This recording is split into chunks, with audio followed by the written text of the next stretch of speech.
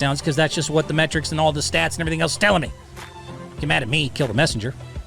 I will say this. I want to talk about the Houston Texans. I want to discuss them because I got to watch their game live just recently. I was over there for that Bucs win, which was absolutely phenomenal. Shout out to the wide receiver, Tank Dell. Kid lives in my building. Actually seems like a pretty cool kid. Kind of nice, quiet, humble a little bit, and had an amazing game himself. But the Texans in general are just the best story to me in the NFL. And if they weren't a smaller market, even though Houston's not a small city, I consider Houston a small market because they're always secondary to the Dallas Cowboys in Texas. It just is what it is. And it's unfortunate because what they're doing is unbelievably cool and an unbelievably great story.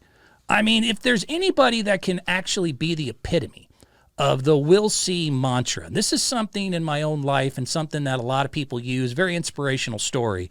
And I guess I'll go ahead and tell it to you right now because this is the epitome of it. Sports, life, there are so many times, quote unquote, if you just say "we'll see," and I'm going to bore some people that have heard this before, family members and friends might be listening. But let me tell you the story of "we'll see" and how it relates to the Houston Texans and why they're the best story in football, all right?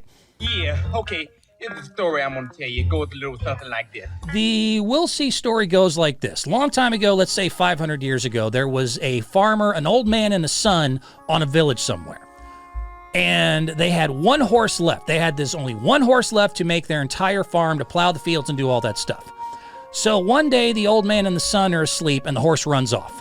They're down. They have no horses left. It sucks. So all the neighbors come up.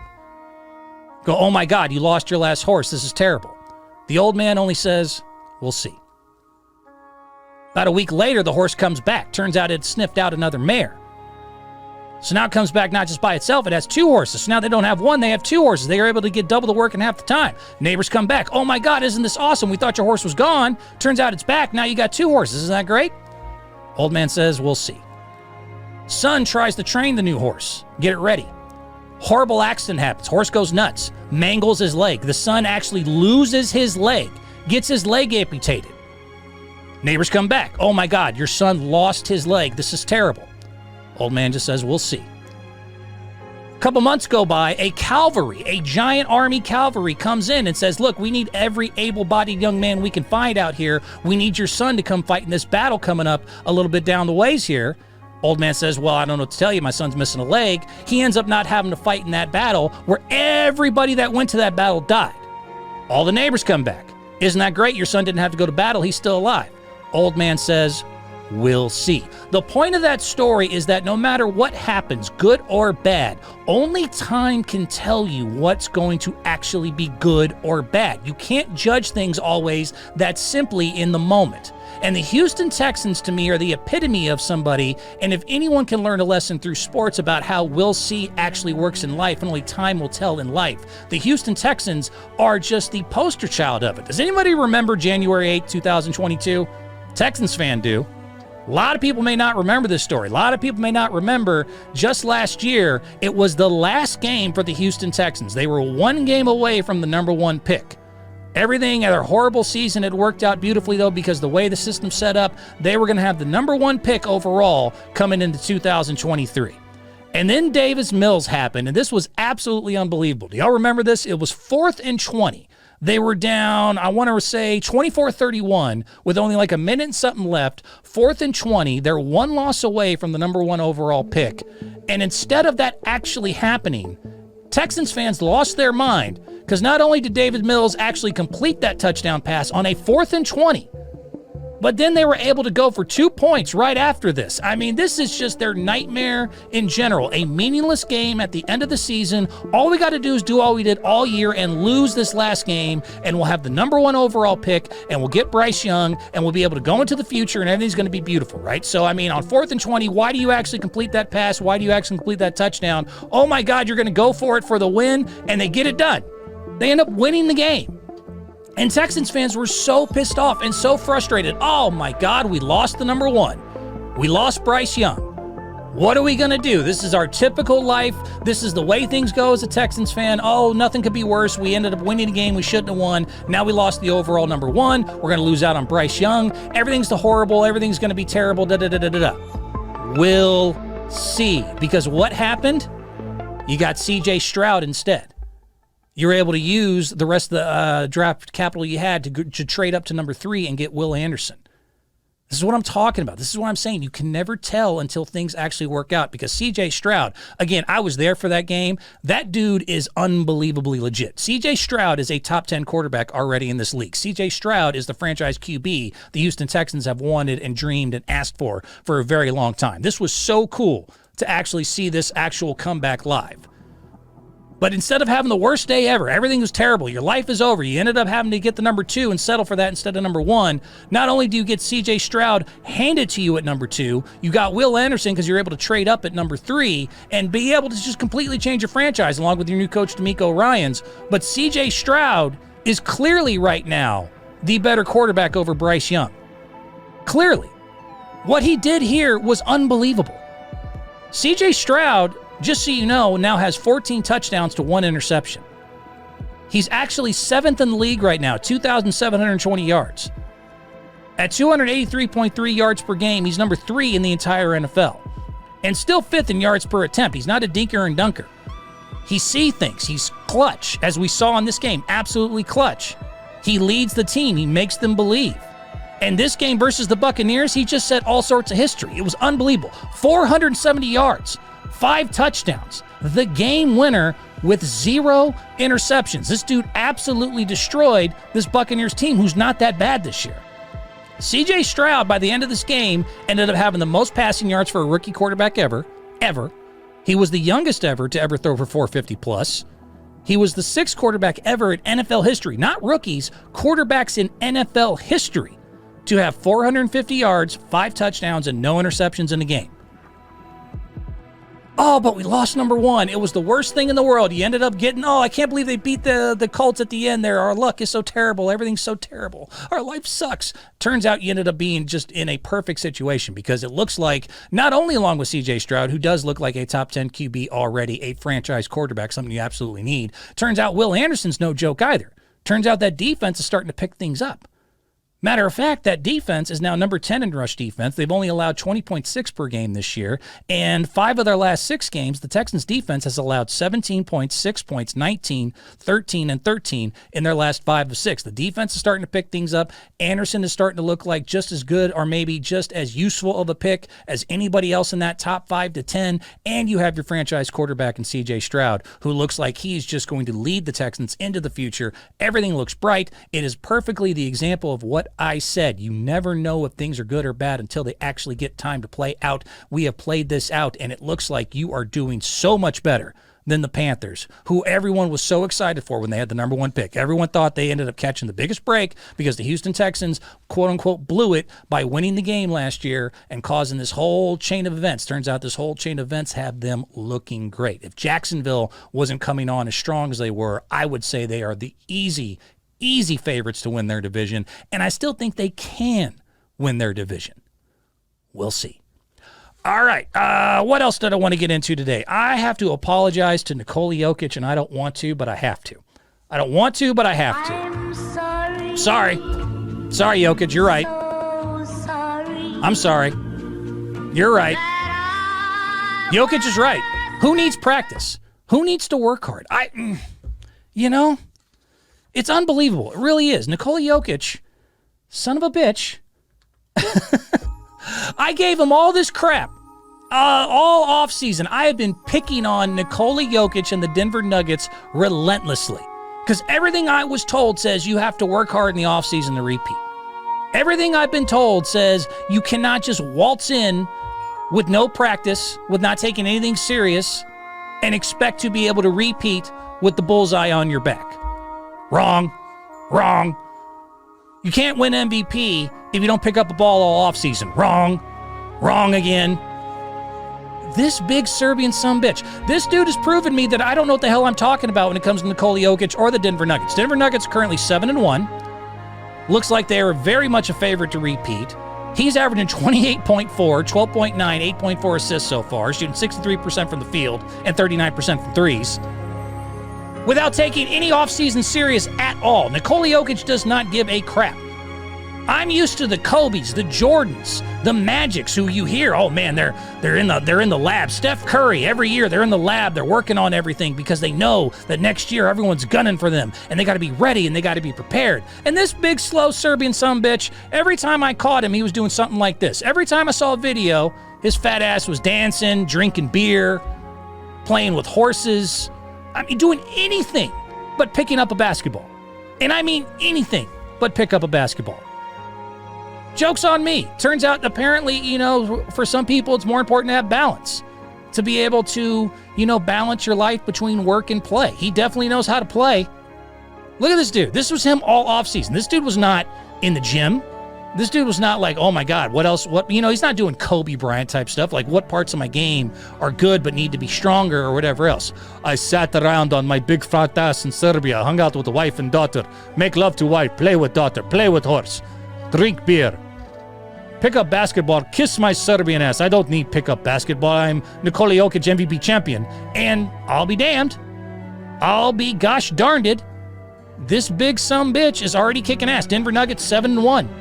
Nikola Jokic, again, 28.4, 12.9, 8.4 assists, 63% from the field, 39% from threes. He just yesterday is now 4th all time in triple doubles. The biggest metric we go by in the NBA as far as value and being able to, help your team win overall, what's the best stat to show that besides some maybe plus minus or whatever? Triple doubles, right? Nikola Jokic, sitting on his ass all offseason, admitted it, said, I do not practice at all. This was here's an article from just last June. Read this. Nikola Jokic said this with the microphone in front of his face. Take on practicing. I like to play. I don't really like to practice. I mean, who does? He's telling you, I don't want to practice. I don't like to practice. He's going straight Allen Iverson. It's not the game. Yeah. We're talking about practice. Man. But we talking about practice, man. What are we talking about? Practice? I thought practice was important. I was instructed that that's a big part of the game. Wrong. 4th all time already in triple doubles ever in NBA history. He just passed Jason Kidd and LeBron and did it in record time. This big fat lazy sumbitch. Look at these stats here. This is unbelievable. Nikola Jokic, as I've highlighted, is now 4th in triple doubles of all time. In 604 games played, in less than half the time it took Jason Kidd or LeBron, who he just passed, in 300 games less than Magic Johnson, in 400 games less than Oscar Robertson. I mean, this is unbelievable. It's not just that he's getting triple-doubles and not that he continues to almost average a triple-double. It's that he's doing it in record time. And by the way, doing it without even really trying. It's like watching an old man at the Y League, yet somehow he's the best player in the world. We need to really wrap our heads around this. Nikola Jokic is the best player in the world right now. Think I'm lying? Denver Nuggets are 7-1. They're rolling. Best team in the league right now. I mean, everyone else is starting to show some weakness. Boston just lost to Minnesota. Everyone's showing a little bit of weakness. Denver, and now with Murray out, we'll see. We'll see what happens. But this is it. This is your guy. This is the best player in basketball. Look at this big fat. This is how he plays. If you're listening and watching a video of like double taps, just kind of look at his gut as he bounces, the slow way he moves and dribbles, but he can pass. Unbelievable passer, sees the floor very well. Unbelievably fundamentally sound. Seems to just have a knack, a feel for the game, can definitely shoot the ball. Here he is, got Anthony Davis top of the key in the slowest drive to the basket I've ever seen. Video's starting to mess with me a little bit. How dare you, video? I want to see this again. This is the best player in the world right now. I dribbled down Davis. Davis, good defender. Don't give crap. He ended up scoring that basket. Just trust me on it. A little technical difficulty there. Look at these amazing jump hooks. I don't know why my video is messing up on me, but whatever. You get the point. Nikola Jokic is currently the best player in the world.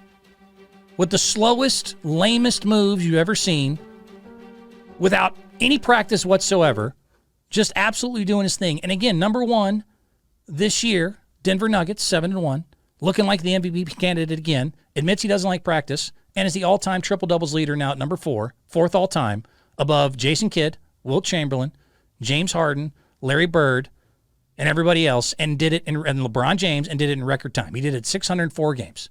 604 games. That big, fat, no practicing bastard now has a 7-1 Nuggets. Just moved to fourth all-time in the triple-double list at 604. Took LeBron 1,428 games. Took Jason Kidd 1,391 games. Took Chamberlain 1,045 to all get less triple-doubles than Nikola Jokic already has at just 604 games played. And even look at minutes played. He does it, by the way, in about 6 minutes less per game than anybody else on this stat. Magic played 36 minutes a game. LeBron played 38. Jason Kidd, 36. Wilt Chamberlain played 46. James Harden, 35. Larry Bird, 38. This guy just gets to rest even in the game. I only need 30 minutes. I don't need whole game. I just get the triple-double. I go sit down. I eat pizza. I don't give shit. Sorry, I was completely wrong. Turns out you don't have to care about life that much. You don't have to worry about being the greatest basketball player that much. You can just show up with your big fat gut and not give a damn about practice or anything else. Sorry, you're right. You're right. What did I know? What did I know? So sorry. Yeah. I was such a fool. Still look like the best team in the West. Unbelievable. Unbelievable. All right, last thing I wanted to discuss before I get to some fun videos here. Like I said, repeating is hard and being able to do certain things in life is hard. Beware the bullseye. I got to talk about Colorado. I got to talk about the Colorado Buffaloes because I was just like everyone else on their bandwagon to start the year off. God, they were fun, weren't they? Wasn't the Colorado football team, head coach Deion Sanders and Son Shedeur fun? I mean, this was everything you wanted. Flash. Coming out of nowhere, changing the game, dancing, swag, flexing the watch, record all time. People tuning in to like 9, 10 o'clock, 11 o'clock, midnight, didn't matter. 9 million viewers, 8 million viewers, 7 million viewers, setting all sorts of records. Couldn't get him off of college primetime football. They started off 3-0. They're kicking everyone's ass. They beat TCU. TCU was in the Final Four last year. Colorado out of nowhere at the transfer portal because Deion Sanders got them going in a direction we've never seen before. And blah, blah, blah, blah, blah, and all that other stuff. Turns out it was all a bunch of nonsense. Turns out story got pretty sad pretty damn quick, didn't it? Beware the bullseye. Colorado Buffaloes, boy, you were feeling yourself after that 3-0 start, weren't you? You guys were walking around like your ish don't stink. And even I was starting to go like, man, you know, it's early on in the season. They're buying into their own bullshit pretty quick. I mean, this is one of many clips. And you know, fair enough as far as like, obviously, why not be excited? Colorado has been dog crap for years. Their program has been nonsense for years. These guys came out of nowhere. They were 3-0. They beat TCU. All the flash and fun and shit talking in the world, and it was an absolute blast to watch. Everyone's tuning in. Celebrities showing up to their games for Colorado versus Colorado State. Coming out in their full, you know, the suits, the watch, the bling, the swag. They were just the U reincarnated, right? Basically, it's what it felt like. Felt like the old Miami U reincarnated here and led by a head coach and son at the quarterback helm to go ahead and move them into this new thing, and yeah, not so much. Turns out they've lost 5 of their last 6. Colorado Buffaloes. It's been bad. It's been real bad. Ever since that big start, they are now 1-5 in their last 6. They're 1-5 in conference. Dead last. They tried bringing in their play caller. They tried to screw, you know, they're making huge, crazy decisions no one can really figure out. You know, they had Lewis, who at the beginning of the season, their offensive coordinator, in 4 or 5 games, had them averaging 41 points a game, 500-plus yards. Deion now, during this losing streak, took him out and put in Shermer, who does have a resume, but they have sucked out loud on offense since he's been at the helm. And Deion is being Deion of being like, hey, you know what? Y'all don't know everything going on. I know what I'm doing. Trust the process. 1-5 in their last 6. 1-5 in conference. Losses to every ranked team they've gone against. Oregon, 42-6. USC, 48-41. Number 23, UCLA, 28-16. Number 16, Oregon State, 28-19. All that bling and all that stuff they've been showing, even that's been a problem. The other day, a couple games ago, got their jewelry stolen from the locker room. Because everyone's seeing it. Everyone's watching them. They're all over the television, and they're kids. They don't really understand. Do you flash that bling bling and you flash everything showing off? People are going to go, oh, where's the locker room? Word? Okay, cool. Let me go ahead and get that off their hands there for them. They're losing. They're getting their jewelry robbed. Shedeur, by the way, going from looking like a Heisman Trophy winner. His offensive line can't protect him for squat. He looks hurt. He's getting dinged up. Even in press conferences, he's kind of starting to barely get up and down a little bit. Been sacked 46 times. Shedeur Sanders has been sacked 46 times. The only other team that's had the quarterback sacked more this year in the NCAA is Old Dominion. Do you hear me? That's how much he's getting beat up. They can't run the ball. Their 2.3 yards per carry is the worst in NCAA football. So after the 3-0 start, it must be the money, and we're coming out and we're blinging and we're showing and we're doing our thing and we're going to kick everyone's ass because Colorado's here and we're here to stay. Record watching, all sorts of, everyone, all eyeballs on them and everyone loves it and everyone can't get enough of it. Turns out they lose 5 of their next 6. They're 1-5 in conference. They have the worst running game in the entire NCAA football. Shedeur's been sacked more than almost anybody else in all of NCAA, not named Old Dominion. They have lost to every ranked team they played since. They're getting their jewelry robbed. They're switching out their offensive coordinators out of nowhere and being questioned by that too. Shedeur is getting all dinged up. It is just beware the bullseye. Beware the bullseye. I mean, we love shit talkers. We love people who come out and tell you and back it up. But the problem is you have not backed it up. Maybe you should have been a little more humble early and really just understood it was a long season. Now it's probably too late. They basically have to win out to get into a bowl game. Still got some tough games left. Beware the bullseye. Beware the bullseye. Colorado Buffaloes have found out the hard way what happens to the hammer, the nail that sticks out. It's an old phrase. The hammer that sticks out gets nailed. Colorado Buffalo, you have been nailed. Absolutely nailed to the wall. Last one I want to talk about when it comes to, at least beware the bullseye here. Long season to go. I'm very excited overall still for what's going on. LSU women's basketball. What happened there? Beware the bullseye. Just like I just said, I'm going to keep playing the sad music. Beware the bullseye. Number 1 in the country. LSU women's basketball beat Caitlin Clark last year. You can't see us. Oh, by the way, not just as Angel back, we brought in Haley Van Lith, the girl that got the thing allegedly thrown at her, transferred her over. We got another big transfer over. We're number 1 in the country. Angel Reese can't, get off the television. She's going to visit the White House. She's being all, projected everywhere. Award shows, everything you can think of. Met Gala. She's out there, with her drip on, looking good, looking sexy as hell. LSU. Oh, by the way, they got brand new film room, locker room, bunch of money pumped into the program. All Louisiana going nuts for them. So they come back this year. They're number 1 in the country. They're ranked number 1 for a reason. They're the defending champions. They got Haley Van Lith now. They got another transfer in. They're going to kick ass and take names, right?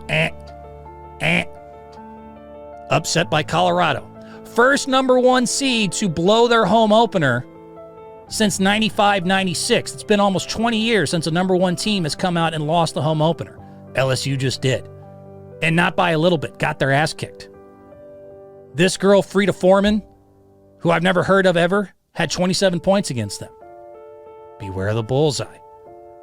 Men and women, there's no difference. Athletes are athletes. Everyone was tired of watching Angel on the television. Everyone was tired of hearing about LSU. Everyone was like, oh my God, we love the attention. We love the extra eyeballs. We love the record-setting numbers that you guys in Iowa put up in the NCAA finals. But we're going to see what time it is when we play you. Colorado was 20th in the nation. Colorado did not care about the Met Gala or the White House. Colorado did not care about the transfer portal. They kicked your ass. And oh, by the way, they're not the only ones. There's other things going on. Yes, it was kind of funny and fun to watch LSU eat it in their first game. Again, blowing it for the first time a number 1 seed has done that in their home opener since 95-96. But it's not like Colorado's the only team coming for them. It's not the only team gunning for them. South Carolina, the team that was really miraculously upset by Iowa and Caitlin Clark last year, just added a freshman. And make sure to remember this name. Malaysia Fulwiley is a stud. They're ready to go. UConn got Paige Beckers back. UConn's always right there. They're ready to go. Iowa, by the way, as we've been kind of, watching everything going on in women's basketball, Caitlin Clark and her team, first game they played, FDU, 102-46. 102-46. Caitlin looks ready. UConn looks ready. South Carolina looks ready. Colorado was definitely ready. LSU, what were you doing? Feeling yourself a little bit? Swagging out a little bit? maybe not working as hard as you need to. Beware the bullseye. Jokic is the only one I know that can do it. Nikola Jokic is the only athlete I've ever seen in any professional sport who can clearly not give a shit about the offseason or putting in any work or any effort and not being able to be better than he was the year before as far as work ethic and focus to repeat or at least have a chance to repeat. Everything else I've ever been told and everything else I've ever seen has always told me, beware the bullseye. When you are the one coming out and you're the one that all eyes are on and you're the one that's putting yourself out there, again, that hammer that sticks out gets nailed. People gun for you. People get, fired up for you. People get ready for you. You become their Super Bowl. And as Colorado found out after a 3-0 start, they got nailed. LSU, first game out, they got nailed. And they're not alone. Like I said, UConn's coming, Iowa's coming, South Carolina's coming. A lot of girls are ready, man. A lot of girls are ready. Beware the bullseye.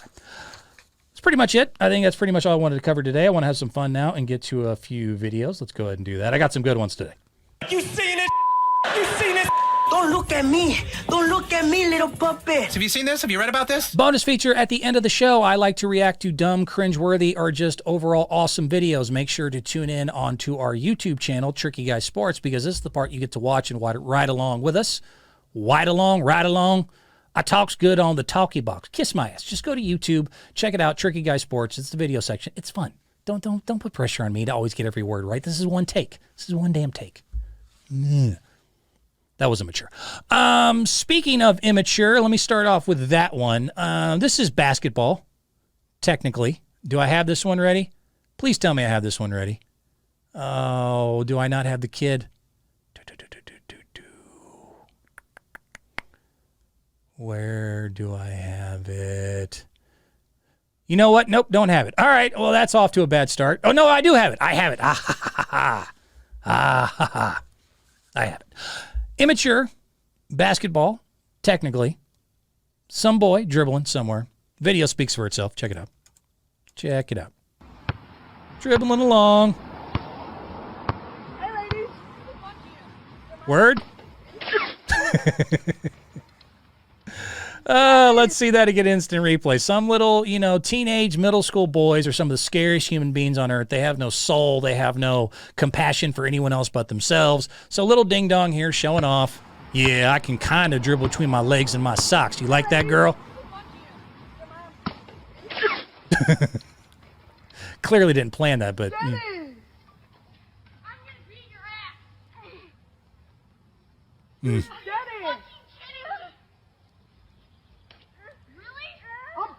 Didn't even leave, by the way. I love that he didn't even leave. He didn't leave the scene of the crime. He's like, yeah, so I was saying, hey, ladies, you like the way I dribble? You want to go out?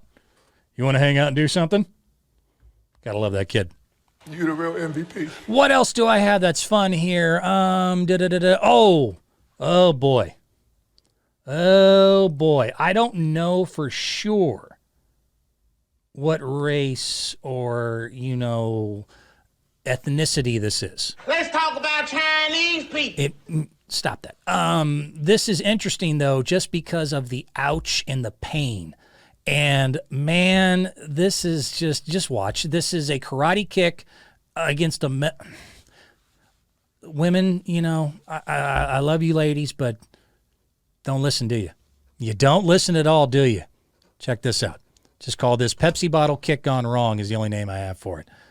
Ladies, I wish sometimes you'd listen to us. Just follow simple instruction. Hold that there. That's all you got to do. Hold that there. Oh, God. That is so loud. Yeah. And she just is not even really apologetic, as a lot of times it happens, where they're like, yeah, well, you shouldn't have done that. And arguably you shouldn't have. I mean, there's plenty of things you can hold a Pepsi bottle against besides a giant metal pole. But still, one more time, ouchie, ouchie. Just hold the bottle. Don't move. Yeah, I got it. God, that is so loud. It's so loud. Oh.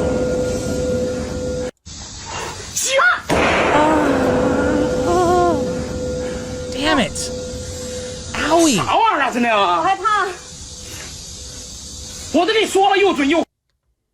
So he's on one leg for the rest of his life. Hope he's all right. Never trust a woman. What else do I have? Oh, speaking of painful ones. Oh, this is good. This one's good. You're going to like this. I have given and shown rodeo clips before because I don't think enough people respect. They might be nuts, but they're tough. We always talk about toughest things in sports, toughest athletes in sports. You think of hockey players, think of rugby, you think of NFL. Rodeo should be right there. Rodeo dudes are out of their effing gourd. Ladies, too. Everybody in the rodeo that does anything involved with it is out of their damn mind, and they're tough as nails, and just come back from a kicking and keep on ticking. And I'm not even kidding. Watch this one. Oh, my God. Yeah, I'm going to ride this bull. It's a little ornery, but we're going to get it done. I tell you what. Dang old sumbitch is resisting me. Open that gate. I'm going to get out here and do my ding-dang-do. Oh! Let's see that again in instant replay. Yeah, I don't give a dang about no bull being pissed off. I'm pissed off. I'm Billy Bob, the rodeo champ. I'm going to kick this thing's ass. I tell you, I ain't never been scared of no bull. I ain't never been scared. Oh, that kick. Oh. Oh. Ouch. God. The noise. The absolute noise. He's all right. Get on up, Billy Bob. You got to go ahead, and that's only your first try. You got to ride that sumbitch again. Get on that saddle and ride, Billy Bob. Rodeo people are tough as nails. Tough as nails. Should definitely be included in the list of very tough athletes. What else did I want to show you here? Now that I've showed people that are probably crippled for life. We'll just stay on that. Just stay on that kick. Pun intended. Let's go with, you're not Spider-Man. None of you. None of you are Spider-Man. Let's go ahead and get that through people's heads. I know people get inspired. I know people get pumped up. People watch Marvel movies, hope one day it's them. Parkour, all that stuff. We all want to be superhuman. You're not. You want to be a badass? You're probably not. I've done a backflip before. I'm in gymnastics. I've done this. That's cool. You're not Spider-Man. You're not Spider-Man. It's the whole theme of these next few videos. You are not Spider-Man. We are not Spider-Man. No one is Spider-Man. Only Spider-Man is Spider-Man. Got it? Let's start with this guy not being Spider-Man. Let's do this one. Oh, I'm Spider-Man. I'm Spider-Man. No, you're not. No, you're not. Even had the suit on. Spider-Man, right? Spider-Man? Nope. No, you're not. This kid trying to ask some girl to prom. It's not Spider-Man. Check this one out. Oh! This is the best part, though, and I will show the rest of this clip. He is still, because he's a dude, and this is a prom date ask, he is going to get up and try to walk it off like nothing happened. At least that's superhuman-esque, because I guarantee I'd be at an ambulance crying right now. This crazy sumbitch embarrasses himself in front of the whole school. Still got to get that date, son. Still got to go ahead and get it. Walk it off, kid. Yeah, let me hold this. You want to go? You want to go on a date? You want to go on a date with me? I'm Spider-Man. No, you're not. No, you're not. Who else is not Spider-Man? As we'll continue this theme here for a minute. This girl on the monkey bars, not Spider-Girl. There's also Spider-Girl, by the way. She's not Spider-Girl. Pretty. May not be so pretty in about 3 seconds. 2, 1, doink. Get me on camera. I'm in gymnastics. Get me on camera because I'm so graceful. Ouch. Everyone's got to see this on the gram. I'm stereotyping. I don't know if her voice really sounds like that. In my head, it does. Might sound more like just, nah. I hit my head on the monkey bars. I don't feel good no more. I ain't got a good brain. So that sucks. Here's my favorite one because of the build. Just because of the build that goes into it here. And this is our last one. I'm going to call it a day. Again, you're not Spider-Man. None of us are Spider-Man. And stop trying to do Spider-Man-like things to try to impress women. That's even worse. You combine testosterone with Marvel movies and ding-dongs, and you get this. Let's go and play the whole thing.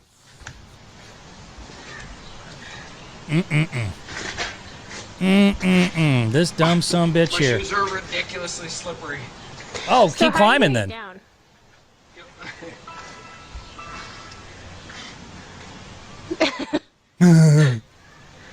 Not the same way. Keep going. Shoes are slippery. It's a dumb idea in general. Just keep on doing it. That says you're not Jackie Chan. No, you're not. You're not Spider-Man either. As he's Oh gonna. my god, you scared me, kid. He should. Doing this for a lady, of course. It's how most of us die, trying to impress a woman. And 3, 2, 1. Maybe not. 3, 2, 1. There he goes. Damn it. See that one more time. One more time. Sad music. Come on, babe. I'm going to show you. My shoes are ridiculously slippery. My shoes are So how are slippery. you gonna get down? Yeah, how you going to get down? I don't know. I'm going to do it, though. Maybe after this, you'll let me go in the back seat with you. Because I can climb a wall Same way. side of a building. You impressed yet? Does this make you hot? I'll go higher if it don't make you hot yet. Look at me. I'm so dangerous. I'm so cool. Oh my god, you scared me, kid. Yeah, do I scare you? Does scaring you excite you a little bit? I'll keep going. Keep going, man. Show you, girl. And all this excitement gets down. We gonna get down. Or I don't even know what his mind is really thinking here, but I mean, that's high up, man. Damn it. Good night. You're not Spider-Man. You, sir, are not Spider-Man. I don't even know if you're alive. Honey, take a good picture. I'm dead. It's what it is. It's what it is. Is he alive? I don't know. We'll see. And we'll see you next time. Bye-bye.